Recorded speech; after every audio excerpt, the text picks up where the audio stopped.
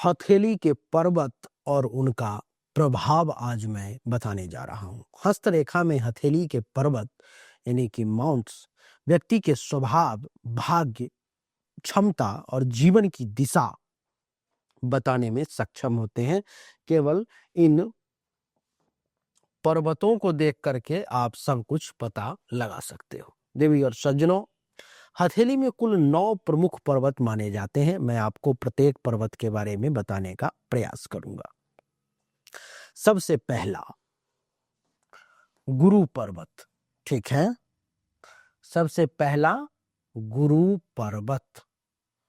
अब आप जरा सा समझने और देखने का प्रयास करो कि गुरु पर्वत कहाँ है। ये जो क्षेत्र है तर्जनी अंगुली के जस्ट नीचे, ये गुरु पर्वत है। देवी और सज्जनों, इसका प्रभाव होता है कि ये नेतृत्व, आत्मविश्वास, सम्मान और गुरु कृपा प्रदान करता है। अगर किसी व्यक्ति का गुरु पर्वत उभरा हुआ हो, जैसे कि मेरा देखोगे आप तो उभरा हुआ प्रतीत होगा, अपने आप पहाड़ जैसा उठा हुआ लगेगा।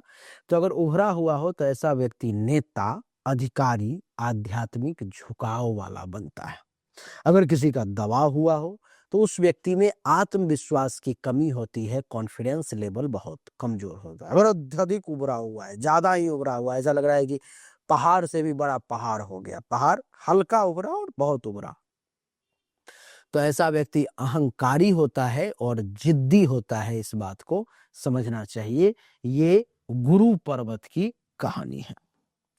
गुरु पर्वत के बाद देवी और सज्जनों अब समझेंगे हम लोग शनि पर्वत को।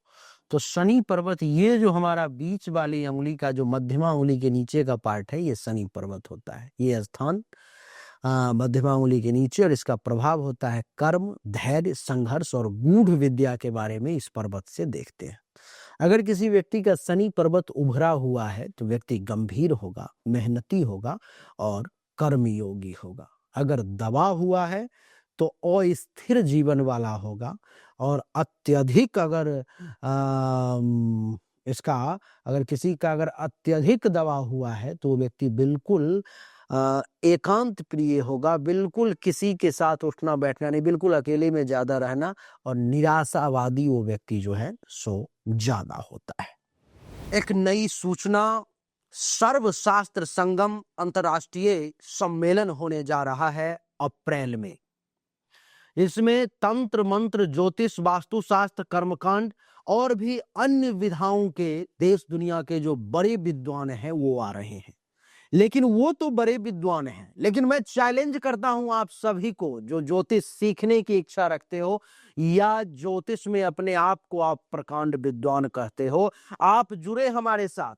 ये शास्त्रार्थ होगा सम्मेलन में, और जो शास्त्रार्थ में जीतेगा उसको मिलेगा ज्योतिष रत्न सम्मान, यानी कि ज्योतिष रत्न से उसे अलंकृत किया जाएगा। और सज्जनों, 11 ज्योतिषों को ज्योतिष रत्न से अलंकृत किया जाएगा। इसलिए अगर आपके पास ज्ञान है, क्षमता है, या आप जिज्ञासु हैं, अपने आप के बारे में लाइव परीक्षण करना चाहते हो, देखना चाहते हो कि कितनी सच्चाई है इस विद्या में, तो हमारे साथ जुड़े।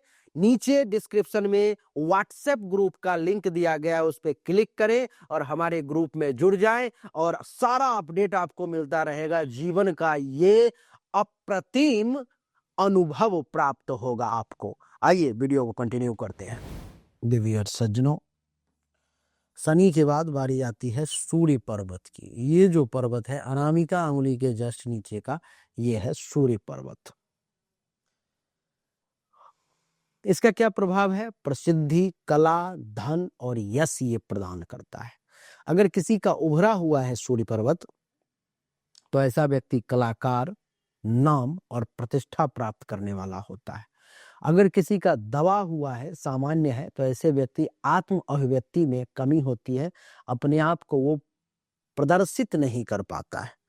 और अगर अत्यधिक उभरा हुआ है तो ऐसा व्यक्ति दिखावा ज्यादा करता है और ऐसा व्यक्ति अहंकार में आ जाता है। ऐसे लोग बिल्कुल पहाड़ जैसा उठा हुआ है, कील जैसा, तो सोचना चाहिए कि दिखावा ज्यादा करेगा और ऐसा व्यक्ति अहंकारी होगा। देवी और सज्जनों,